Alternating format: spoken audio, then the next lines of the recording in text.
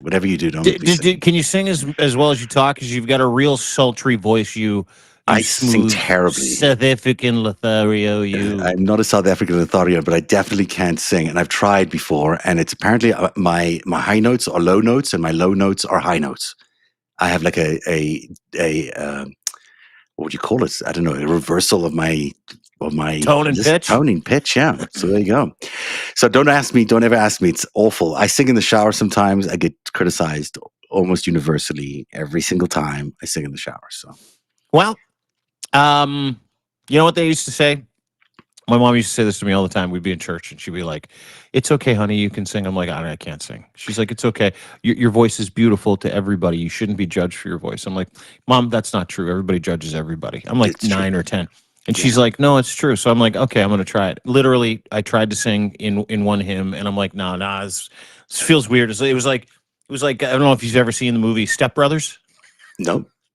where Will Ferrell starts singing and he goes, "I can't do it. I can't do Yeah. it." It was like same thing, and it's just this is not my thing. Like I always see people running around. Like I don't mind joke singing. Joke singing's fine, Yeah. but there are people running around that are singing that were told to go and try out for American Idol that became Oh, international yeah. jokes for months, maybe years. Right? Like William Hung comes to mind.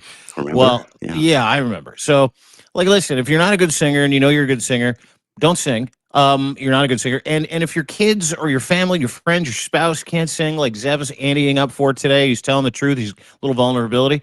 Don't encourage him to keep doing it. And don't Yeah. tell him they're great. And definitely don't tell him to go try out for a singing show. I'm not going to try it for a singing show. I That's mean, a it's good the idea. last thing I'll ever do, just because Smart. just fear and panic, and also just completely incapable of doing it. So it's not likely to happen anytime soon.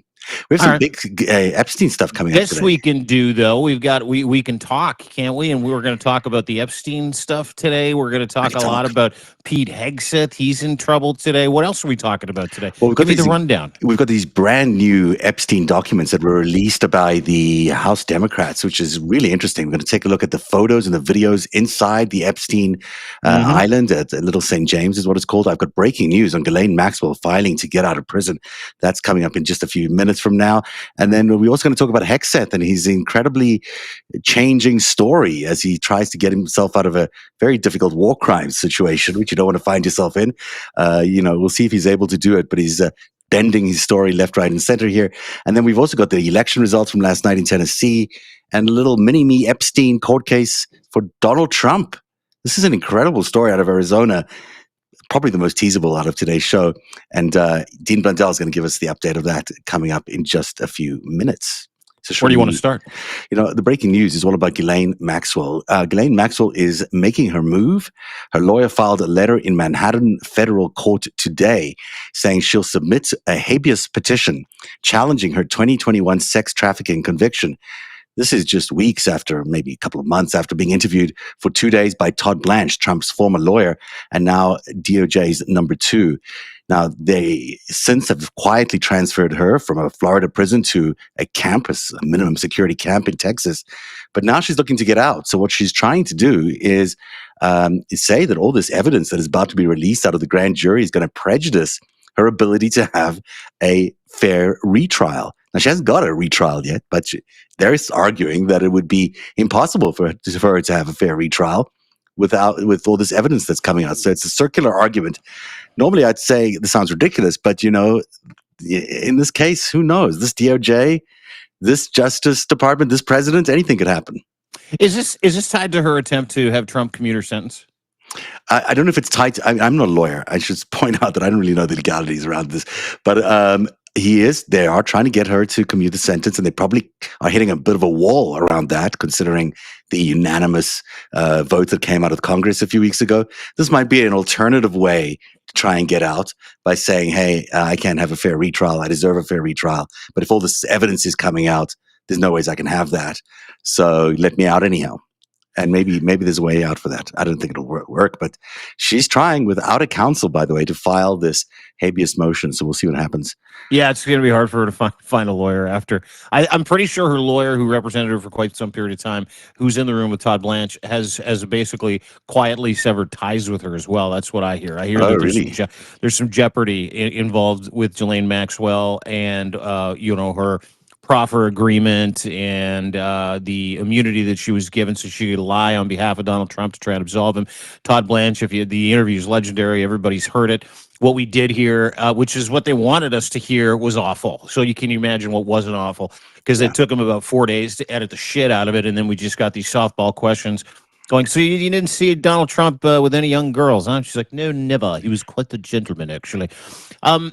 Listen, just let's extrapolate this just a little bit to some other pardons that have recently happened. You had that billionaire buddy of his who got pardoned the other day, right? I can't remember the guy's name. And then they sorry, go ahead. Me neither. I can't remember his name either. But it doesn't matter. Yeah. Billionaire dude, another billionaire who was supposed to go to jail for 7 years, ended up serving 12 days because he has lots of money. And then they pardoned the former president of the Honduras, who was a convicted Sinaloa cartel guy. We talked about him yesterday. Hernandez is his last name. The guy who said First that name they would Orlando. shove Orlando cocaine up Juan the Hernandez. nose of gringos. Yeah. Did you hear that line? Yeah. It's a great line. Yeah. He goes, I won't be happy until we shove cocaine down the throats and up the noses of every American gringo. Yeah, gringo. Yes. Gringo. Yeah. I love that word, by the way. It's let's release that guy in the middle of a narco war. That's a good idea. And then you've got the impending Venezuela, shit that's going to happen here. Them blowing up boats. We'll get to that story with Pete Hegseth. He's murdering people. He's in trouble. He's going to go to jail. This is a very serious issue for Trump as well. It doesn't matter what anybody says. It certainly doesn't matter what he says or how much they slough this off. But we have seen a flurry. There's another one. There's Henry Cuellar, the lawmaker. That was today. That's also coming. He's Democrat, but still, he was critical of the Biden era border policies. That's why he's getting out. And so, he's just left. Anyone who's a criminal, basically. You just have to suck up to the president of the United States, and you can get out if you just flatter him or say that you were somehow attacked by the Biden administration. It'll give you a way out of prison. Look at Netanyahu's doing the same thing. Yeah. And Netanyahu's going a step further. He's like, hey, the president of Israel, they got to pardon me because I'm trying to fight a war here, and I'm a good guy. It's just it was just a box of cigars. It's not a box of cigars. It's tens of millions of dollars that they're not talking about, and then that's what he's been accused of. And he went a step further where he had his attack dog. This woman, I can't remember her name, who works for Netanyahu, who works with Netanyahu in the Likud party, effectively say, listen, if the president of Israel doesn't pardon Netanyahu, we're going to lean on Donald Trump to make sure that happens. Well, Donald Trump has publicly said that he should be heard. Foreign interference. It's ridiculous, It's ridiculous. It's like, and it's also this it's this dictator club. Each of them saying, "Hey, you pardon me, I'll pardon you." You've got to get you lean on our, I'll lean on your guys. It'll be great. But the thing that I want everybody to pay attention to here is the fast-moving Epstein files, the impeachment, imprisonment, and conviction of Pete Hegseth, which is coming, the poll numbers, which is like he's got a disapproval rating of about 63% now. It's really fucking bad. Yeah, it's tanking. And he is getting crushed. If you looked at what happened, and we'll get to Afton Bain's loss to Mike Van Epps yesterday, to Tennessee's 7th District special election yesterday, the swing is 20 points plus for the left over to the right. Every single board, every single election, every special election. Trump is going to get the fuck kicked out of him in the midterms if he even makes it to the midterms. So you've got the corruption with Ukraine. That's now hit the main pages of every news, with Witkoff and Kushner and the profit taking and the deal making. You've got the abandonment of Ukraine. You've got the profit taking with Ukraine. You've got a cabal of assholes like Donald Trump. And then you've got this flurry, if you're reading between the lines, this flurry of pardons of people who are really, really rich. Like, if you don't think one of the head kingpins of the Sinaloa cartel, who used to be the fucking president of the Honduras, doesn't have hundreds of billions of dollars, like literally buried in the ground like Pablo Escobar did, you're nuts. And that's what Donald Trump is after. So when he pardons a criminal, what he does is he creates loyalty, but he's doing it specifically with very, very, very wealthy criminals. And he is going to lose access to money soon. He is going to get wiped out. And what he needs are strong men, strong women, criminals who are willing to do anything on behalf of Donald Trump because he's willing to pardon them no matter what. And because there's something coming for Donald Trump, and he knows it's coming. And what he's trying to do is literally let all the assholes out of prison that have money that might be of service to him in some capacity ahead of all of these other things that we just talked about, whether it was Venezuela, whether it's the death of the economy in the United States of America, whether it's polling numbers, whether it's the Epstein files, whether it's treasonous activity, whether it's with Russia in Ukraine and Steve Witkoff, or other treasonous seditious information that we're going to get Mhm. on the 19th of, I believe it is January, when Jack Smith's special report's coming out, because he's also trying desperately to hide that, to cover that up, to prevent that from coming out. Jack Smith, of course, the J6 insurrection special investigator that went through, was preparing a report, and basically had to stop because Donald Trump shystered the last election. So there is a rush right now on pardons for a very specific reason.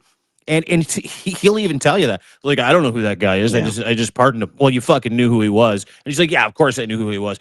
And that guy probably, it's Joe Biden, blames it on Joe Biden. But Everyone there's a gets purpose for this. Everyone There's blames Joe Biden, and then you can get off. But the interesting thing about the Maxwell pardon here, the thing that she's trying to do, is she's arguing that if any of these grand jury transcripts are released, then she won't be able to have a free trial. So she's actually helping him in another way. She's arguing that, in order to have a fair retrial, they can't release all these documents that are now under Judge Berman's, oversight currently in that grand jury investigation, or grand jury a debate that they're having about whether to release these grand jury transcripts.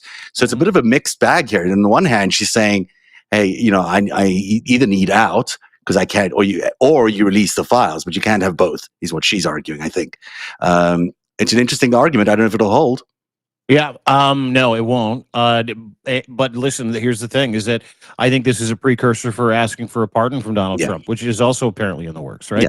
This is her kind of going down that list, and this does help Donald Trump in that capacity in terms of it possibly jeopardizing any kind of investigation that she wants done or a trial she wants done. But she was like shut down by the Supreme Court 3 weeks ago. Do you remember that? Yeah, she They're was, like, no, which is why last I don't chance, you're understand fucked. this. This is performance art. Yeah. From the worst. The biggest convicted pedophile in the history of the United States. Yeah. That's what this was. And while that's going on, she's buttering up Donald Trump. And I heard this from 3 people the other day. Like in the course of this week, I've heard this, that Donald Trump is literally on a pardon tangent to shore up any kind of loyalty and support, because he's going into the battle of his lifetime in the midterms. And one of those people he wants to shut the fuck up is Ghislaine Maxwell. Yeah. Tried to do it with the proffer agreement, tried to do it by sending her to Bryant, Texas, letting her have a dog and take fucking Pilates class at 10 o'clock at night, have a personal chef, all other stuff. All that's true, by the way. And now she's going a step further, because that's what happens when you deal with Donald Trump. Is you can continue to lean on him. Specifically, you got dirt on him because the only thing Donald Trump cares about is Donald Trump. So if you don't think that he's not seriously considering a pardon, think again. Oh, yeah, I'm sure he is. I want to know what she promised him. I mean, what exactly has she promised him? Has she told him that she's going to keep it all quiet? Is she keeping everything under wraps? What was this? Well, didn't she also say that if she was dragged in front of Congress, if the Epstein files are made public and she's asked to be a material witness in regards to the cover up? She said this like a week ago. She's like, I'll plead the fifth. I'm not telling anybody nothing. The fifth, yeah. Which is exactly what he wants, probably. But, did she make that as an explicit promise, like saying, hey, release me and then I'll keep quiet, or else? I mean, is there an or else to this, where that she isn't released? Is she going to talk? It'd be interesting to see if that happens. Give me 1 second, if you can. Can you give me just 1 second? Yeah, you can have as many seconds as you want. I will keep talking about things. There's a great new video out today as Dean steps away at the photos from inside Epstein's island. That is coming up. We're going to take a look at that, and he'll be back any second now. He is already back. Sorry, someone was at the door. I had to go deal with it. No worries. It happens. This is about broadcasting from home. This is the... Yeah. We don't have teams. We just have each other, This isn't some CNN / bulwark operation over here, everybody. It's not CNN. I thought we were CNN. No, thank God. I was really hoping we'd be CNN. Okay, so number 4 story is really big. This is all over deanblundell.substack.com today. It is the first photos and video from inside Epstein's island that we've seen. I've seen lots of drone video from above. I've seen lots of pictures externally. I've seen some pictures that were included into various court documents about things that happened there, but those were close-up and intimate photographs. I've not seen anyone walk us through this place, and it is fascinating to say the least. We've got video, we've got photos. Where would you like to begin, sir? This is your story from Dean Blundell at Substack.com. Yeah. Listen, this is not like the pictures that we've seen. It was originally posted, I believe, by the House Intelligence Committee around 10:30 this morning, maybe 11 o'clock. They posted 14 different assets. There are 4 videos and 10 pictures, if I'm to understand this correctly. And there are a couple of very interesting pictures. We'll get to that in just a second. What I find fascinating about these pictures is they were actually taken by the U.S. Virgin Islands Department of Justice, USVI. And DJ. So these just were released by the U.S. Virgin Islands Department of Justice, which really has nothing to do with the Department of Justice in the United States. It does. It's a satellite Department of Justice in a territory, right? So, but I find this to be very interesting because it didn't come from the Department of Justice in the United States of America because they're really fucking busy trying to do this. So are they at odds? USVI, Department of Justice, are they at odds? Or are they part of this? Or are these because the House Intelligence Committee just got these. It's not like these pictures came. Democrats got these. That's also important to remember. I'm going to roll some video here. Or should we? No, let's talk about it first. This comes out of the U.S. Virgin Island is part of America. The U.S. Virgin Islands is part of America, and they have a prosecutor there that's responsible and reports to the DOJ, as far as I understand it. So these are American prosecutions, and this is where they have had the bulk of prosecutions in the U.S. Virgin Islands because it's been difficult getting these prosecutions in the United States for various reasons. They've landed up happening at the USVI. So the case against JP Morgan was in the U.S. Virgin Islands. There's various cases actually that took place in the U.S. Virgin Islands. And so this is evidence that came from that. And it's interesting that this is being released at the same time to Democrats, not to the Oversight Committee as a whole. And they're being released, even though the prosecutor there does fall under the DOJ, somehow they're still being released, which suggests something. There is a little bit of independence, I guess, from their office over there. Yeah, or they're at odds, right? At least they've got some people down there that are sick and tired of having to cover for Jeffrey Epstein, sick and tired of having to It's been a cash cow for them, by the way, as well. They're getting a lot of money out of Jeffrey Epstein's lawsuits because they get a piece of everything. Sometimes they get a huge chunk of everything because it happened on in their island, so they can claim damages. So they also they also don't want to be known as that set of islands that actually harbors pedophilia, right? So that might be part of this too. Yeah, there is the former governor's former governor's wife, I believe. Maybe he's still the governor. Maybe she's still the first lady. I don't know. Who was working for Epstein in one of his private companies. So there's all sorts of local corruption that went on. But that's a side note, and I'll get to that another time. But there's so much good video here. We should check it out. Yeah, let's play the video if you can of the walkthrough in the pool. This is his house, and it's creepy and it's weird, and you can see how the vast expanse. These are cabanas for guests. This is where a lot of the assaults would happen during, after, before pool parties that Jeffrey Epstein would famously host in that pool. And these are the cabanas that individuals would be able to, go back to, if there wasn't some kind of sex trafficking there, I'm sure there's some very famous people there. I know Trump had stayed there. Hundreds of people have stayed in those cabanas. But I want you to check out this walk. This is almost medieval. It's incredible. These are old ruins of these older buildings, or maybe they're just the walls. I don't know. Maybe they're just protecting from the wind. But check that out. It's all about privacy, right? It's all about not letting anybody have access from any kind of perspective around the island, whether they have a boat or not, which is why it was as high as it was. There's a story about this wall. Yeah, you're absolutely right. It was built for privacy, and it was expensive, I think, to build it. And look at that, completely concealed from the water. And the weather, on this day is adding a haunting kind of feel to this video as they were shooting it. This is when the U.S. Virgin Islands FBI, I believe, or prosecutor's office first arrived there, and this is their evidence that they took on that day. I love it's kind of stunning. This place is massive. It's not, it's not a small little island. It's a substantial piece of land. I think it's 300 acres of land, if I'm not mistaken. And you see this pool, which is which is a centerpiece here, but it's also surrounded by all these private cabins and concealed environments. So all sorts of things could happen, and no one could see you. You could enjoy, the pool, but not be inside. All that kind of stuff, and this pool, I think, if I'm not mistaken, at one point had female figurines aligned all around it. I'm not seeing them here. Female statues surrounding this pool. I don't see it here, but otherwise, it's quite a large piece of property. He was almost buying a second island. I believed he actually had gotten a second island nearby. Yeah, that was the news that came with this too. That this wasn't his only island. A lot of people didn't know this. He had an LLC that owned an island that was basically right next to this island. No need to know or reason why he had to have two fucking islands. I guess that's what you do, right? Bought by a sultan, Saudi sultan. So let me turn on the background noise here. So a Saudi, I can't remember his name, but maybe it'll come to me. Bought it on his behalf. Again, it's really weird. Every time Jeffrey Epstein wanted to get a property, he would just get someone to buy it for him.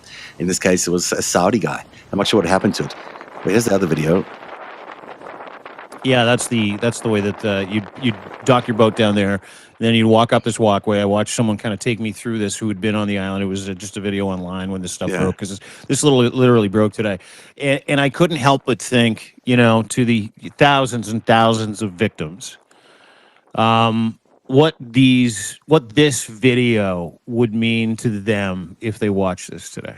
What kind of memories get dragged back into the front of your brain that you've been trying so hard for so long, for 20, 30 years to scrub, and it's just, it is truly remarkable. It's a helicopter pad, I think, by the way. Yeah, it is. It's a helipad on the right. Which is important because Ghislaine is a helicopter pilot. Sorry to interrupt you there, but Ghislaine is a helicopter pilot. So she used to pick up all their famous guests and some of these younger women, and bring them over by helicopter from the main from the U.S. Virgin Islands airports. And that was part of the J.P. Morgan documents. I think a $17 million helicopter that he bought for her.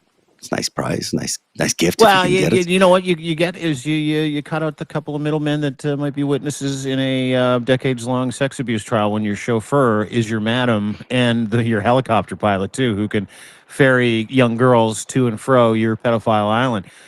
Very astute point. Really creepy.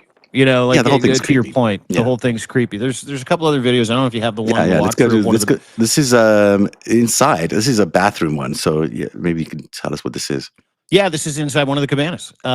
This is the bathroom inside one of the cabanas. They're largely all decked out like this. They actually weren't very big, but they had individual quarters. I want to say there were 10 to 12 individual quarters where Jeffrey Epstein would give one of these cabins. Say he'd bring 10 billionaires, world leaders to town for a weekend of fun, frivolity. Then he'd bring in the ladies. They would stay. The girls would not stay in these cabanas. They would be ordered to go into these cabanas and visit these people after they hung out with these people all day long at the pool, which is just outside of these cabanas. And again, we're all seeing this for the first time. This is very eerie because we know what happened in there. In each of these walls. I mean, there must be cameras in each of these walls. We can't see them, obviously, but it's quite likely everything in here, everything that happened in here was recorded filmed. Visually, recorded audio. They found a ton of recording equipment, videos, pictures in every single one of these. And keep in mind, this was done shortly after Jeffrey Epstein was picked up and then taken to MCC. And I don't know where this fits in the timeline where the recording, if this happened before he died or not. But this is after he died, if I'm not mistaken, because these USVI trials all happened after he died. But I don't want to say that that I know for sure. But it's I think it happened after he died. I think it's closer to 2021, probably around there. Yeah, where it happened. But I mean, they kind of look rudimentary. I mean, they don't look that exceptional. Toiletry's still out, so still. But they this is not that fabulous a location. No, that's the thing, is that it was just this functional pad for people to do fucked up shit. And there was 12 of them. Like to me, if you got 12 different cabanas and you're running a pedophile sting operation out of your, not sting, a pedophile sex trafficking ring on a private island that no one has access to and can't see, each one of these things is a multimedia captured environment, Mhm. and you've got a farm of information, blackmail. That's what struck me about this today. Is in the house, there Epstein's room didn't have cameras. Maxwell's room didn't have cameras. Other, general, meetings places didn't have cameras. But anywhere Epstein didn't spend most of his time, it was everything was wired for sound, Of like course, yeah. absolutely Yeah, everything. I can And so see. this is just like whenever he brought people there, the whole goal was to farm as much fucking blackmail as humanly possible. Mhm, mhm. The whole place, just actually let you know, it had a barge dock, 2 homes and cottages, an amphitheater and gardens, a solar array and generator, a security building, a storage building, and an underwater office and pool. I have no idea how they did that, but they had an underwater office and pool, so they claim. Let's take a look at some of these other photographs. This is a big one here, just a wide shot of one of these cabanas. This is a bathroom in one of these cabanas that is quite decked out. I mean, all sorts of things you can imagine happened here. Is that a glass wall that's separating these two? It looks like a Yeah, glass wall to me. appears to be. Yeah. Again, maximum visibility. There's this incredibly interesting and provocative, Yeah. redacted, unfortunately, phone. And we've got, Darren Indike is probably Darren over there. Richard Kahn is probably Rich's office. That's his lawyer accountant. So his lawyer is Darren Indike, who's also in charge of the estate, and Rich is his accountant who kept real track of Donald Trump's finances for him, all for Epstein all the time, which is so interesting that they were so interested in what Donald Trump had financially and what he owed financially. I'm Who's not sure. Larry? Is Larry Summers? That's a good question. I have no idea who Larry is. I'd say it could be Larry Summers. I mean, there's all the I've not seen a lot of Larrys in the list there, so I think I would be surprised if that's not redacted though. So it could be some staff member or something like that. I don't. These all look like staff members. The ones. Sorry, Darren and Rich are staff. Mike may be the. Let me check on Mike. Actually, he might be the. Oh, there's a Miles Alexander. Sorry, not Mike, who was the island manager for a period of time. So maybe Okay. there could be all sorts of staffers that were working there. We know as well that there was kitchen staff, all sorts of other staffers. Yeah. So there's a machine shop as well and work shed. So I don't know if it's Larry. I'd be surprised if it's Larry because I would suspect that Weird would thing be to have on speed dial. redacted. You know what I noticed too is that there's so many fucking landlines in this place. If you see that picture there on the right hand side, you see a phone, landline, right? Everybody's got a landline. Right. It's like it's 2020, 2019. No Yeah. one has landlines anymore, but apparently he had one. But again, you notice how sterile this whole place is too, right? It's minimal. There's a bed, there's a desk, large living space, big walk-in showers, et cetera, et cetera. And this is again in one of the cabanas that you see in the picture, in the videos that we saw when we first started. So Yeah. It's interesting, isn't it, that it looks almost like it's being cleaned out. Like it doesn't look like any of the incriminating stuff is still there. It looks like it was staged to be sold, Yeah. right? Yeah. Yeah, the stuff that was there, like in their other evidence finds in the other homes, was like sex toys and portraits of crazy sexual images, and those aren't in any of these photos. So it seems like this was taken out. Now there is one room, and we'll walk into this room and then show you what's on the blackboard here. This room is, I mean, this looks It's Epstein's office. Yeah, a lair of a James Bond villain. If you ask me, basically from a 1980s movie of a James Bond movie, from the Roger Moore days, maybe. But that's what this looks to me like. This is a power broker kind of setup here. We got 4 of these armchairs where these world leaders could sit and discuss the world probably, and he'd sit behind the desk and do whatever he does. But on the blackboard here is some of the most intriguing things I've seen in the entire Epstein release of any documents. Is it an algorithm? It looks like almost like an algorithm about power. Yeah, it looks like it's an algorithm about how to run a psyop and against young girls is what it looks like. It's got plant, it's got trust, and then it's what's blacked out that a lot of people don't know. These are the names and initials of girls whose names have been identified as as young girls, young women that Jeffrey Epstein has abused and his cabal of sex trafficking pedophiles have abused. That's why those are blacked out, which is fascinating Yeah. because, to your point, did they clean it out? Would have erased the fucking chalkboard with the incriminating evidence that effectively, in a weird abstract way, sort of gives you the psychological formula that goes into trying to, convince young girls that being trafficked is good for them. And it's what's in his mind. I mean, if you look at it in a similar way, this is his sort of a mind map for how he is going to, he underlines the word power there, and I'm obviously reading into it, but we're not even sure he wrote it.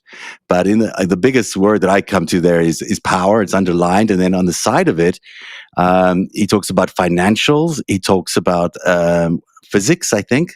Then he talks Trust, about plant. yeah, but the third under from the power line, there's a intellectual. Is that what it says there? And then it says political. There's four different Yeah. categories on the left there: financial, physics. I think it's intellectual, and then it says political, and then he puts a dash towards power. I mean, this is how his mind worked, as far as I can tell. Like, he looked at all those four factors in order to acquire power. He got all these people from each of this sector, from the financial sector, from the science sector, from the intellectual world, and from the political world in order to get himself power. And he sort of took their power away from them and then triangulated all their influence with each other to be able to gain even more power. And then you get to this notion that the deception is the next line. That's the word that really jumped out of me. So he's using deception, obviously, and above that it says truth and plants to try and acquire power, as sort of what I read out of that. And that is what he was doing. He had a compromat factory. He was deceiving politicians and other influential people and using plants, using spies, essentially, in these women who were spies. I mean, we think of it just as a human trafficking of young girls, but there's also a huge spy element to this, which we're just about to get to in The Greatest Heist. We spoke about it a little later on. These models that were basically brought into America on these O visas in order to be spies. So these are the plants that he may be referring to, and then using them as deception in order to gain this power. To me, there's something there that really explains his operation, Totally. And you know what? You're touching on a much bigger conversation. I can't wait to read the next chapter in Your Greatest Heist if you're going to deal with the spy aspect, because you bring up a great point. This wasn't just about trafficking children for the most disgusting Richie Riches and the biggest perverts in the world, like in the fucking world. This was also about young women and young girls, young women specifically, who were from other countries that had no problem becoming part of this pipeline, feeding Jeffrey Epstein information while they were honeypotting whoever Jeffrey Epstein told them to honeypot. And Jeffrey Epstein would just introduce them. Oh, this is Ludmila. Oh, this is Maria. She's from Cortina. Oh, this is and 3 months later, 6 months later, these gentlemen had been honeypotted, and sometimes they ended up marrying some of these women. i.e. Donald Trump marrying Melania Trump. She knew Jeffrey Epstein a year before she met Donald Trump. Yeah. She was involved in that cabal a year before she met Donald Trump and was effectively offered to Donald Trump by Jeffrey Epstein, which is how they met. And if you believe Michael Wolff, who said he got it firsthand, and, do you believe Michael Wolff? I guess in this situation, I would. The first time they had sex was a year after Epstein was finished with her, and they had sex on Epstein's plane on the way down to Epstein's Island. That is the account.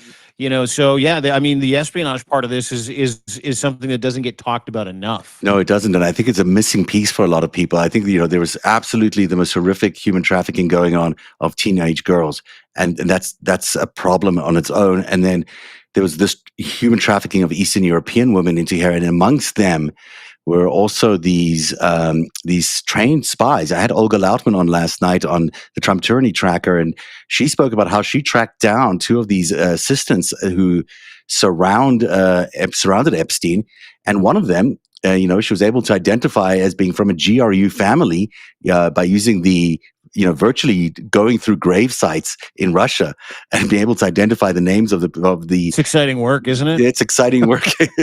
God bless Olga Lautman for doing all this stuff. I mean, she's amazing the way she's researched all of this. She's unbelievable. Yeah, hat tip to Olga. Everybody, go give her a follow. Olga Lautman here on Substack. She's incredible. Yeah, she really is. But she was able to identify 2 Russian spies essentially around Epstein and Epstein circles that he embedded in Silicon Valley in order to steal secrets from Silicon Valley, and and also to chase the AI, technology that they were so keen on. So those were plants. Those were people that were, brought into the country through his modeling agency and then put into these positions where they could spy on others. There's a whole story that it still needs to be told, and I'm going to try to do my best to do it this weekend if I get to it. You'll be incredible. Don't worry. I'm excited. I hope you do it this weekend. I want to see it. I want to watch it. I want to hear it. I want to. I moved this up. I moved this up because it's such an interesting part of it that I don't think people really get to see. So I bumped another thing down, but we'll get to all of it. Don't worry. Let's talk about this picture real quick. What is this? What is this? What is going on here? It's a dentist. What we're looking at, ladies and gentlemen, if you're listening to this, if you're watching it with us now, with the thousands of folks who are currently live streaming with us, and thank you. We love you. Hi, we see you. Hello, Lisa. Hello, Rebecca. Hello, Linda. Hello, Wendy. Thank you so much for popping in, guys. What we're seeing here is a dentist chair, literally a dentist setup, like for X-rays, to do dental work. So he had a dental office in there. Apparently didn't use it very much. Not sure if you've seen Jeffrey Epstein's teeth. That's why he didn't smile very much. He had a terrible fucking set of chompers, like absolutely awful. But if you needed some spiffy dental work, apparently he had a whole dentist setup. What's interesting is it sort of looks like a creepy storage room with a dentist chair in the middle. It's got these creepy as fuck pictures and masks on the walls. Weird for a dentist office. And then if you look behind the dentist chair, you see a massage table. Yeah. Massage tables were very common in the evidence log that I've seen that the FBI has. There are so many massage tables because obviously this was these. Oh, like the massage tables to Epstein were like P. Diddy's baby oil bottle. Yeah. A little bit, maybe, but this is obviously how they got these guys engaged with these women and how they filmed it all. Maybe these are cameras behind these masks. Who knows? I would also, it's interesting that a lot of plastic surgery has been discussed around some of these operatives, and maybe something else was going on here other than just dentistry. I'm just positing that. I don't know for sure. Maybe you could be right. It's a dentist chair, but maybe it's a surgical procedure chair. Who knows? I mean, I don't know anything about plastic surgery, fortunately or unfortunately for you. I've never had it. But this is one of those pictures where you're like, what the fuck? You had a full-on dentist office on Little St. Jeff's Island, Little St. James Island. It just is so fucking weird. But the massage table's right there, and the creepy factor, purely 10 out of 10. No matter what they were doing in there, it was medical of nature, and you have to kind of wonder, my God, what happened in this room? Because there's a massage table and a dentist chair, surgical equipment, and a bunch of creepy masks on the wall. So maybe, and you bring up a good point. These are masks of changing faces that are in this office. If you look real close, you will check out the entire thing. That is true. Yeah, maybe this is the facelift room. It could be the facelift room. A lot of these spies would need different identities. Olga mentioned yesterday that they would often undergo plastic surgery, so in order to come out looking differently. And what an ideal place to do something like that. If you bring people to the island, you leave them there for a few weeks, get them transformed. Can we talk about something for a second? We can talk about anything. If you commit a crime and you're so desperate not to be caught committing that crime, you allow someone to reconstruct your fucking face. You really don't want to get caught. But it's not these could be spies, real hardcore Russian spies who needed a new look because they needed to continue doing their work. It's one way to go into hiding is to change your appearance. You know what? It's funny. I normally I would just, if someone brought this up, this is the facelift room, but now it's making more sense to me that it's not really a dentist office. Like, if you consider what this guy was wrapped up in, you consider who he did business with, you consider what he touched, and you consider the fact that no one's going to ask anybody who shows up to this island what happened in this room. Yeah. Specifically, if someone stays there for 5 to 6 weeks, gets excellent medical treatment, and Jeffrey Epstein was that catch-all for the worst fucking people in the world. Specifically, the KGB, FSB, Vladimir Mhm. Putin, and the mob. So, fuck, it makes more sense to me now we're talking about it. Now we're looking at some of the nuances in that room as well. It could also mean why they've had so much privacy, why there's all these cabins around the pool that are so concealed. Because if someone was a spy or someone important that was undergoing some sort of plastic surgery, they would want to be not seen by anybody. So it might be another factor that it's just a whole other world that we just don't talk about that much. Here's an exterior shot again. We've seen this on video, so there's not much there, I don't think. Yeah, those are the But outsides of the yeah, cabanas that we're yeah. looking at. There you go. No, There's your warning not to go on the island. don't be there. Don't go there. No I would trespassing. terrified to go there. I would just be terrified. Here's That just looks like a place that you give the dog a bath.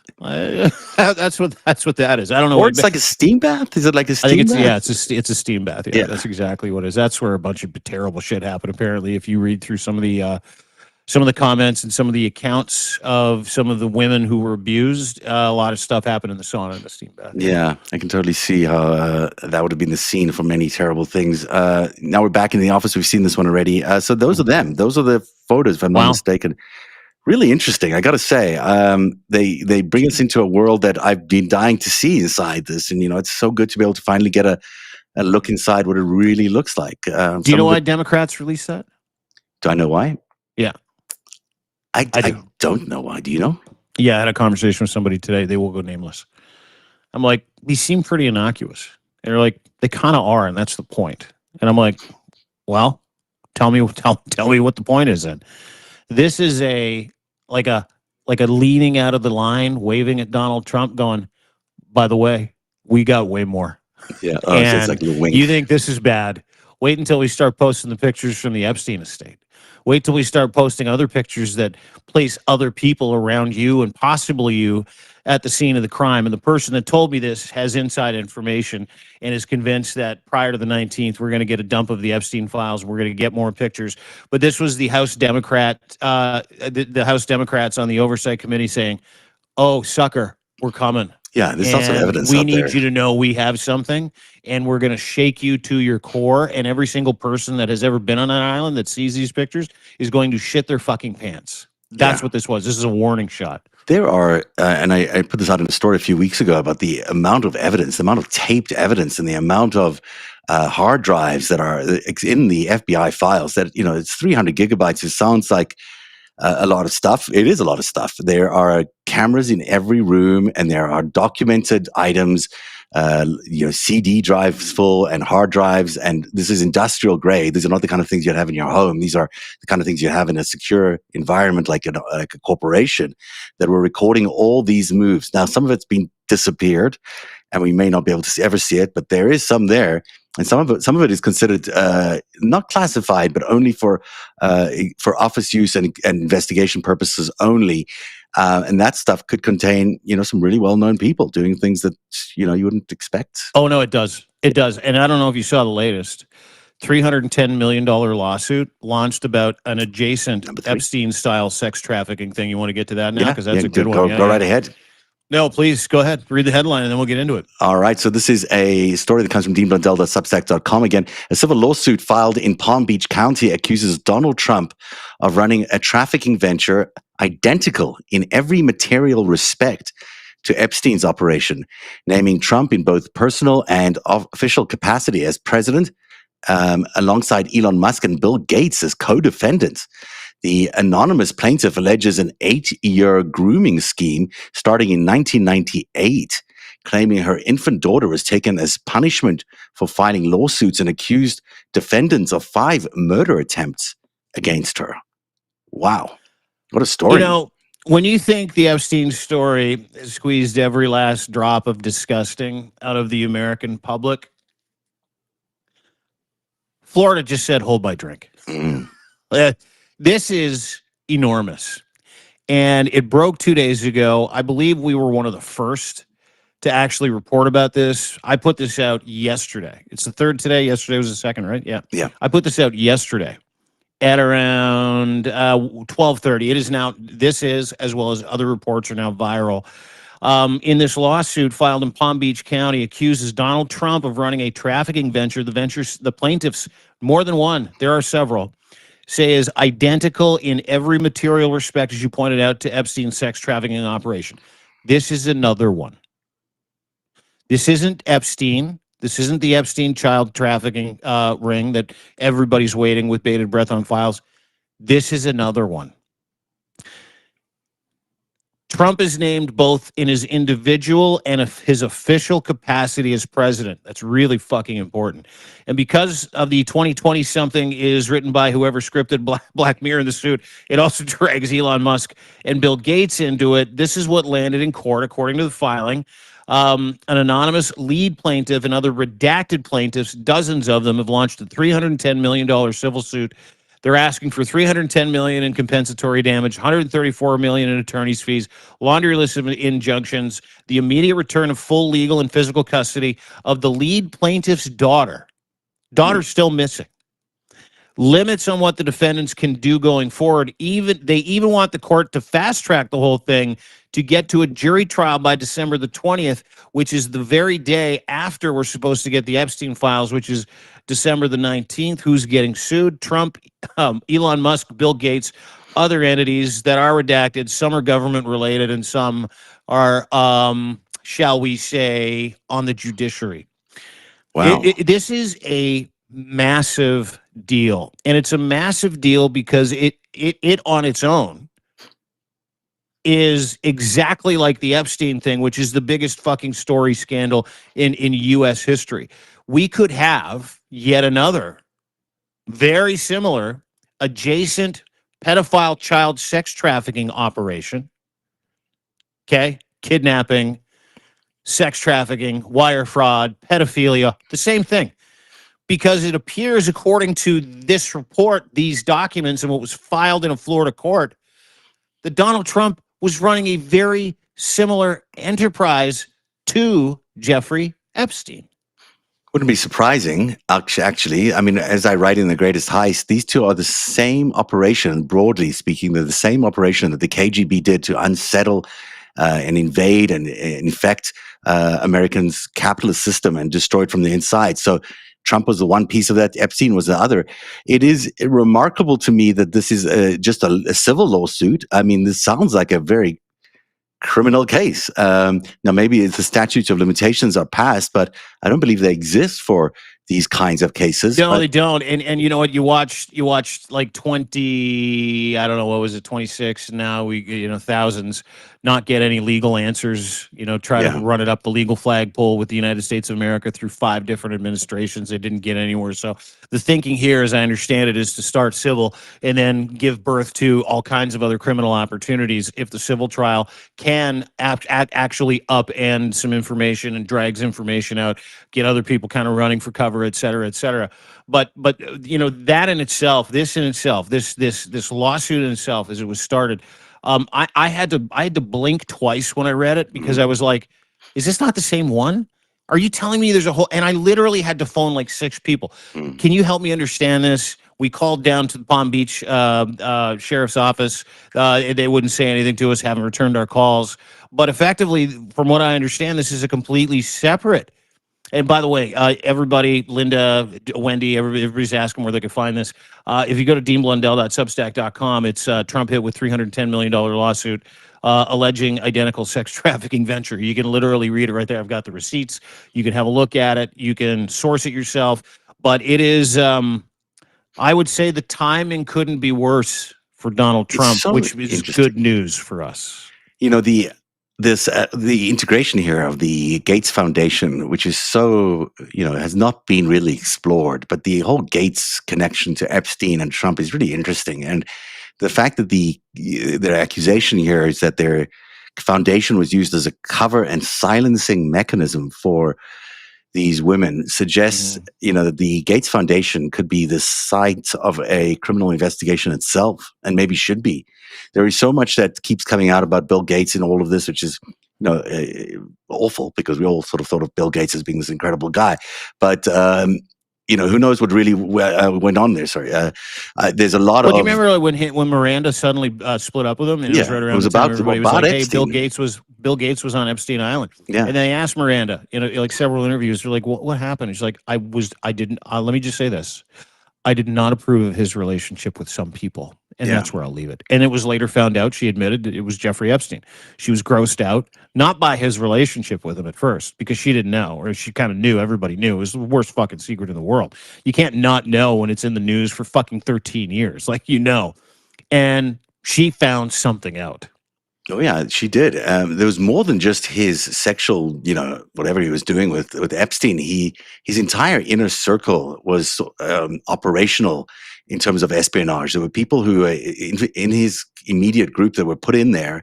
Some of them were compromised. Some of them were paid in order to really compromise. When you think about the Microsoft empire back then, and you think of how many people used Outlook and how many people used Windows. that as the mail mechanism. I mean, imagine being able to get your hooks into everyone's mail servers using Outlook as a backdoor or anything like that. I mean, if you were trying to set up an espionage operation, that might be a good one. He'd be a real target. And why I keep leaning back into the spy world, and I don't want people to think I'm just being sort of conspiratorial here, is this was a KGB undertaking originally. We know the ties that Donald Trump had with the KGB. We know the ties that Epstein had with the Israeli military intelligence and also with the KGB. We know about the Maxwell, Ghislaine's father, his involvement in all of this. It was with the KGB and the Israeli military intelligence. You add all of that together, and there's a lot of spying going on. And so there's something much bigger behind each of these moves that sometimes they just seem like these are criminal suits, but they don't have a real meaning for to exist. Because why would you just do this? You would only do this if there's a bigger background to them, which is an espionage effort, which is much, much bigger, either to gain information, to learn about technology, to learn about secrets of state, to influence policy perhaps, or to create economic warfare, like you crash the economy in several times. So I keep going back to those things as being the big causes for all these smaller cases. But it's really interesting and such a good story. Congratulations on getting it. Listen. I'm listening to you, and I'm kind of weighing. Like I'm going. This is way bigger than I think it is. I think it is. I think it is big. Here's an interesting thing that I've never really addressed. There's an original case in 2006 or 2007 against Epstein that went from the Palm Beach to the FBI. That set up a grand jury. That's what's under debate right now. But there's a previous grand jury, a federal grand jury from 2005, which has never really been exposed. We don't really know what it was about. It's also being asked for by Judge Berman right now for it to be extracted. That grand jury, timing-wise, Epstein always thought that it was Trump who called the cops on him in 2004 because he wanted to hide that real estate deal. Mm-hmm. That may be tied to that thing, to that particular first call to the feds. That went away, and then another case came up, and then that's the case that we know today as being the main grand jury case. I'm really interested if what you're saying now about Donald Trump and his $310 million lawsuit here, civil lawsuit involving a very similar operation, I'd just be interested to know what kind of investigations might have happened then as well against that and whether it ties in with the 2005 lawsuit. I mean, these are all really interesting questions that are just popping in my head here. Do you know what's interesting about it too? Is that Donald Trump and Jeffrey Epstein apparently, and you get this out of the Epstein files, specifically not just the estate drop, but the previous drop, is that Donald Trump admitted that he and Jeff had a falling out over stealing girls. Yeah. Right? So in my mind, it changes that narrative. It's not just stealing girls from the spa, Like Donald Trump on Air Force One was like, yeah, he was stealing them. I told him, you got to stop. They're mine.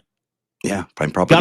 You gotta wonder if that's what this is. Well, why would you even remember the 16-year-old who was, employed? Who he said he never met, for years, right? I don't know who you're talking about. But he remembered that. He remembered it was stolen. He remembered that. But I remember that he stole. Yeah, he stole her from me, and he stole all these other girls. I'm like, you got to stop stealing girls for your ring because I got my own ring going on over here. But he does basically say that. I mean, he's basically had these young underage girls giving massages to people at Mar-a-Lago. Well, why was he doing that? And And was it an operation? Was it people in some cases? We know her father was involved in. Was he working at Mar-a-Lago Yeah, or well, he something was like the groundskeeper at Mar-a-Lago, and that? So he was she? also abused his daughter. Yeah, Abused in the same way these men abused her. She, then he's like, "Hey, why don't you come work with me at Mar-a-Lago?" Because, if you ask me, the first time she was trafficked it was by her dad. yeah, I think so. And to Epstein too. I mean, he knew Epstein. He knew. So this is a much bigger story than any of us really have a clue about. I mean, I think like it's we're beginning to see the outlines now. This is going to be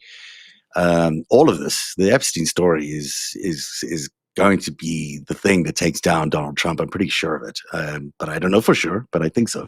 Well, I don't know. He tweeted 400 times in 3 hours the other day, like a Right? fucking lunatic. Do you think it's getting to him? Somebody's getting to him. That was a crazy tirade. He was falling asleep the next day at the.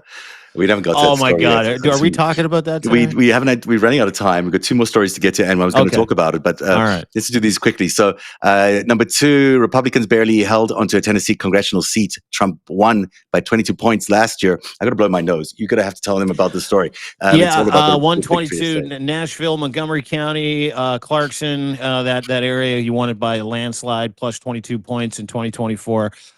Barely won it. The Mike Van Epps, the Republican candidate, who's literally the village fucking idiot. Like if you've seen any of his commercials, Yeah. listen to talk. He's like, "I'm gonna do whatever I'm told. I'm gonna do Smart guy. affordability, cheap groceries, Donald Trump, and beat Afton Bain by I believe 7 points. And Afton Bain is a very very left leaning human being. She makes no bones about it. So it was a bridge too far for most people in Tennessee. I think she might have been the wrong candidate. Lovely lady, but what it said was that Donald Trump has erased almost all support in the deepest, reddest district in the United States of America. And the guy who won barely fucking won. It's pretty amazing. I mean, it's pretty amazing. I'm sorry. I'm going to have to just fix my nose. I'm going to let you keep talking, but yeah, go do your thing. Go fix your just keep nose. talking about that. Yeah, fix your nose. I don't even know what fix your nose means. You can go blow it. You're gonna fix it. Maybe you need Jeffrey Epstein's face surgery chair. It truly was another repudiation. And if you look at some of the polling in and around the United States, every single district is polling plus 20 for the Democrats. Every single district, as opposed to 2024. He has erased 20 percentage points in every single district. The midterms are around the corner. This is an impending disaster. And what that said, and I watched Afton Bain's speech last night. She was great. Mm-hmm. What that says is Donald Trump is in the fucking barrel. It doesn't matter that Mike Van Epps won that seat. That's deep red. It was. They were plus 22. What really matters is that Donald Trump spent 4 days prior to the election, this Tennessee 7th congressional district special election, tweeting his panicking head off. Please go vote for Mike. Don't get out of line. Mike Van Epps is awesome. And it was really funny because some of the tweets are like, the lady who he's running against hates you and she fucking hates country music. That was his thing. I mean, that's you can't elect her. She hates country music. She even said that. That's what he said in one of his tweets. Could you believe that? She hates country music. And he tweeted dozens of times for 4 solid days because he was told that, listen, if we lose this district, we're fucked. The House flips, and it's a repudiation of you that we can't imagine. The states that turned, all the other special elections that turned for part of the Democrats, fine. This is a stronghold. This is a bastion for Christian conservatism. This is MAGA country, blue, true, absolutely 100% locked in for Donald Trump and Republicans. And you watch 20 percentage points in that district disappear. And they're projecting, and it's a pattern in every other district. Yeah, they're projecting as many as 15 seats lost to the Republicans in the midterms. There are as many as 24, I think, House Republicans who are not running for re-election. There are a number of senators that are not running for re-election, all because of Donald Trump, because they don't think they can win their seats. So, we're going to see a dramatic drop in the number of seats that the Republicans can have. And they certainly, I just don't see them holding the majority unless some miracle happens. Democrats estimate 70 GOP-held House seats are friendlier than this Tennessee district. That tells you a lot. That's a ton. Yeah, huge. Um, Story number one. Let's get to story number one. Hegseth. Defense Secretary Pete Hegseth claims he couldn't see the survivors on a burning boat he watched live because of fog of war. That's what he's claiming. His most extensive attempt to distance himself from what legal experts call a potential war crime. Two survivors clinging to a wreckage were killed in a second strike after Hegseth allegedly ordered no one be left alive. Said it much stronger. Kill everyone. Kill everybody. Yeah. Now both he and Trump are pointing fingers at Admiral Frank Bradley, while Pentagon officials worry they're setting up a military scapegoat. Bradley will speak to to senators tomorrow in a private meeting. Senator Warner is saying maybe the military will save us from Donald Trump. I heard him say that today. Whoa, that's Senator Warner, Virginia Senator Warner, who's on the House Intelligence Committee, amongst other things, who knows a thing or two. So, wow, what do you think's going on with Hegseth? Oh, I think he's going to get fired, and I think he's going to get charged, and I think he's going to go to jail for murdering 76 people. You cannot get away from what is coming. And this isn't just the military that's like, fuck this guy. This is every GOP senator that doesn't want to have blood on their hands, that doesn't want to be an accomplice to murder, that doesn't want to support it. You know, in the rules of engagement with the United States military, when it comes to this very subject, there is a textbook answer that says effectively you cannot murder people after you've blown up the boat. It includes shipwrecks. You can't shoot at people that are in the water. That's murder. Those people are now no longer a threat to you because they are in the water because you blew up a boat. It's literally in the military's fucking handbook. The example that this is murder. What Pete Hegseth did and is doing and is publicizing is murder. Now let's get to Pete Hegseth, that murdering little fox drunk weekend anchor prick who's so over his head and who is in so much fucking trouble. Pete Hegseth originally, when they did these bombings, the day after this specific bombing, the double tap bombing where they hit the boat that was full of fishermen, by the way, that has now been, one of the family members has filed a suit against the United States government out of Colombia. It's a true story. It was full of fishermen. Two guys hanging onto the edge of the boat that was in smithereens. They hit him again, and Pete Hegseth gave the fucking order. We talked about it with Kingsley Wilson yesterday, who's the Pentagon spokesperson, who admitted that, this came directly from the president, went right to Pete Hegseth, went right to Bradley, so that's what Bradley did. And here's the fucking great part. Pete Hegseth in a video the day that this happened was like, it wasn't AI. I was there. Yeah, I gave the order, and I watched the whole fucking thing. Do you have the video? No, I played it yesterday, but I could probably find it again. For me, it's just he's now arguing this double tap is his excuse, right? That you are allowed to in war. They say you're allowed to do this. You're allowed to double. They say he's saying that you can take a second shot if because it might happen. No, you can't. Happen. It's in the fucking handbook. It's in the textbook. You can't do it. Okay. Yeah. Yeah. Well, I'm not surprised. I can't find that clip right now, but we had it on yesterday's show. Dude, and this was part of that press conference too yesterday, where Pete Hegseth was literally swimming in lies. Looked apoplectic. He was nervous. He's like, "It's the fog of war. How am I supposed to know? It's like you're shooting guys you don't know. It's called the fog of war. It's not called the fog of war. That was a premeditated murder of fucking people that were on a boat fishing. That's what you did, and you did it for a micro content video so you could sell a war against Venezuela to the American people. Rah rah rah rah rah. Well, it here's that clip, backfired. Actually, here's one of that first clip you're talking about. Oh, dude, yeah. Look at Trump's face. Sending a message to other cartels, right? A very clear one. I can tell you that was definitely not artificial intelligence. I watched it live. We knew exactly who was in that boat. We knew exactly what they were doing, and we knew exactly who they represented. And that was Tren de Aragua, a narco-terrorist organization designated by the United States, trying to poison our country with illicit drugs. The amount of lies in that one sentence is kind of stunning. I mean, later found out not Tren de Aragua. We're going to now have a couple of lawsuits from two of from families whose husbands were on that boat that they blew up, saying my husband was a fisherman, you killed him, fuck you. And not only did Pete Hegseth lie in there about the purpose of doing it, he also lied about the fact that we have a responsibility. These were narco terrorists. No, they weren't. You also lied about the labeling of these people. And again, I go back to this all the time because it's the simplest explanation. Do you know why he did it? I'll tell you why he did it. To create sweet, clickable micro content that make them look badass, that could justify some kind of invasion of Venezuela, justify an invasion of Mexico. The words narco terrorist, they're labeling everybody they want to murder as a narco terrorist or a left-wing lunatic or part of the trans army, and everybody that doesn't agree with them, everybody that they put these labels on, you're fair game. Not only fair game, you're fucking dead meat. Why is he so interested in this? Why is Hexeth personally a weirdo from Fox News, admittedly someone who believes in, has got these strange Nazi-like tattoos on his body? Why is he so intent on going to war personally? Why is he so invested in this Venezuelan narco trading thing is a question I keep asking myself. I get it. He's not. He's invested in doing whatever dear leader tells him to do. Yeah. He is cosplaying as a fucking military tough guy.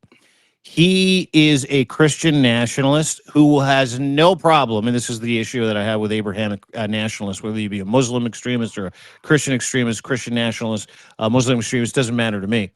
The death penalty is part of his mantra. Mm-hmm. Like, we need to take everybody, we need to kill everybody we can. We need to get rid of anybody we want because we have a job to do, and that job has been given to us, and we have been chosen by that one true God to do this job. So he not only thinks he's appeasing the military boss who's got nothing to do with the military, doesn't understand the military fucking hates him, in Donald Trump. He literally thinks he's on some kind of magical religious crusade. That's why he's doing it. What a story. Can't wait to see what happens tomorrow when Bradley shows up and speaks to the senators. Closed door, by the way. Yeah, and it's closed door, but we're going to get something out of that. Meanwhile, the President of the United States at his cabinet meeting yesterday, taking a little nap. He was up late last night, the night before at least. The guy's tired, man. He's tired. Got Marco Rubio chipping away, and he's next to him, just yakking away about something. He couldn't be less interested in what Marco has to say, so he takes a little nap. He might be interested. He can't be interested because he's too tired. Yeah. Sorry, there he is. Sleepy Con. Look at his picture. He's fucking his mouth. He's mouth sleepy. That's how people look on airplanes in hour 6. Yeah, they're drooling. Remember when they called Joe Biden Sleepy Joe? Yeah, and Sleepy Don feels pretty good to me. It feels pretty right, He looks I watched a lot of that press conference. Mm-hmm. I would say 3/4 of just over 2 hours long. I want to put a number to how many times he nodded off. I think I counted 13. He fell asleep almost 13 times. And when I say fell asleep, eyes closed, head bobbing, this kind of shit, slouched over. These are with like 20 cameras in the room. His entire national TV. It was carried live in CPAC or C-SPAN. Sorry. I mean, it's kind of crazy. And he just fucking kept falling asleep. He couldn't stop falling asleep. Or he was slouched over. He was like super low fucking energy, and he was just going, "Yeah, thank you very much." He is so fucking unwell. It is absolutely stunning. This is after he was up the night before, like rage tweeting against the world, right? It takes a toll. Right? Yeah, when you're 80, you just got to. And the funny part is about how much he fell asleep. If I put a number to the minutes that he was asleep of those 2 hours, it was somewhere around 15 to 20. 15 to 20 minutes he was asleep on national television doing a very important press conference on behalf of the United States of America because he couldn't keep his fucking eyes open. If this was Joe Biden a year ago, oh my God, the Democrats would have yanked him out of there. The outrage would have been insane, though. I mean, the newspapers and the news organizations would be full tilt about how unwell this man is and how he can't possibly be the president of the United States. And here's Donald Trump, and he gets a complete pass. I mean, you're the only person I've heard mention this. Where is everybody talking about the fact that Nobody is. Nobody's talking about it. Why aren't we talking about the fact that he's not even able to stay awake at a cabinet meeting? Yeah. And by the way, this cabinet meeting was at 11 o'clock in the morning. New report came out the other day. It said he doesn't even fucking get out of bed till 12:08 p.m. Like, he gets out of bed at lunch. I shit you not. That was a new report that came out. And here's the other thing. The spin after this was fucking hilarious because there were some people like us who were talking about it. And on Fox News, they brought a doctor on to talk about this. And the doctor's like, hey, listen, These are really strategic naps to recharge his battery. Give me a break. Strategic naps. These are really strategic naps to recharge his battery. Between the ages of 45 and 80, everybody does this. No big deal. I applaud the president for feeling comfortable enough for to taking fall a strategic asleep nap. in fucking public. Yeah, in his cabinet meeting, from the beginning to the end of his cabinet meeting, he took a strategic nap. The whole fucking time. He was I asleep mean, for the whole fucking thing. He does have a job. He actually has to show up for work. He should stay awake like the rest of us. He has not done that job once in the entire time that he's been president of the United States since he came to office 11 months ago. And here's the other fucking funny part of the story. And this is where we'll end. Yeah. Katie Rogers asked a question about his stamina and his health and the MRI. We went over the MRI stuff. Yes, she's lying about that too. He's so fucking sick. He is so unwell. He's hiding all of it. He raged at her about how awful the question was. He was so fucking triggered by it. Then he started going into the fact that, you see my physical, I'm perfect, I'm excellent, I'm in great shape. Don't you dare. 4 minutes after he raged at her, he was asleep. He was a fucking sleep. It must be a terrible you job. can't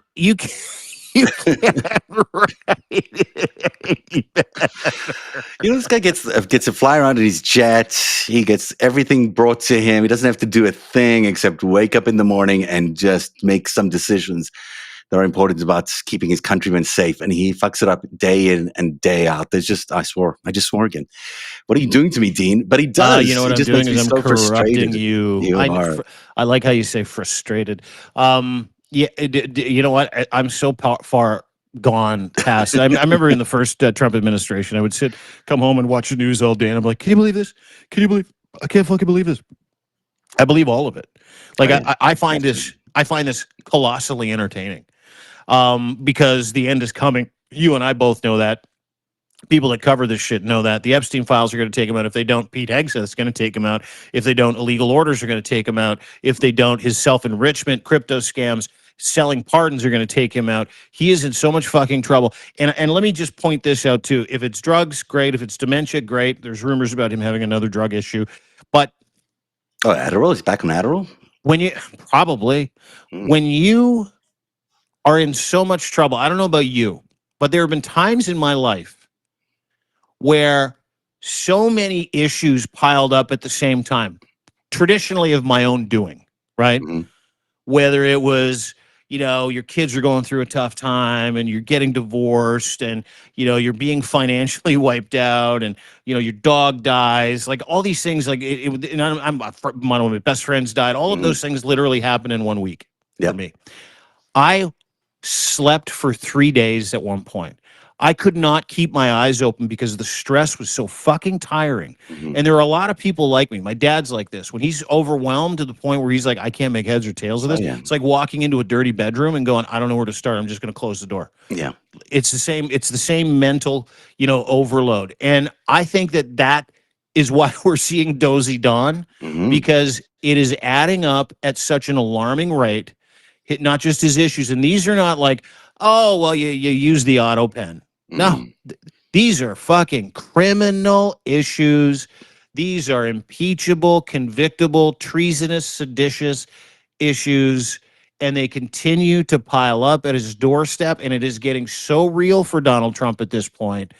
I wouldn't doubt that his brain, what's left of it, is just so overloaded with stress, because we're watching him snap all the time now. We're watching him say really ridiculous shit. We're watching him tell clear lies when the truth will fucking do. We're watching disinhibition at an alarming rate, another issue when it comes to dementia. We know he has a dementia diagnosis. We know he's hiding it. MRI information. They do not do preventative MRIs for people in, quote, excellent shape. He knows. He must be getting a lot of heat from people. He does not surround himself with nice people. The people around him are, criminals, thugs, mobsters, not nice guys. Calling him, leaning on him. He Hey, must we're be going to release saying, this. You say anything, I'm going to put this picture. Yeah, oh yeah, dude. Yeah, so that's a different kind of pressure. That's a different kind of, heat coming at you. Russian president who's probably giving him heat too every single day. And this man's falling apart for it. That is the Five Stack today. We should tell everyone to go to deanblundell.substack.com. Some great reporting today from Dean, all about the Epstein photos and the film and the video we showed you, plus this incredible report on the $310 million lawsuit against Donald Trump. It's all at deanblundell.substack.com. Busy man today, Dean. Yeah, it's been good. I really enjoyed it. We had to finish the 2-day lazy Cyber Monday sale as well because I forgot to take that down. So we're back to a little cute December special for everybody. 25% off annual subscriptions for the month of December. Look for a couple of sneaky Christmas options as well. We want to get as many people in the tent as humanly possible.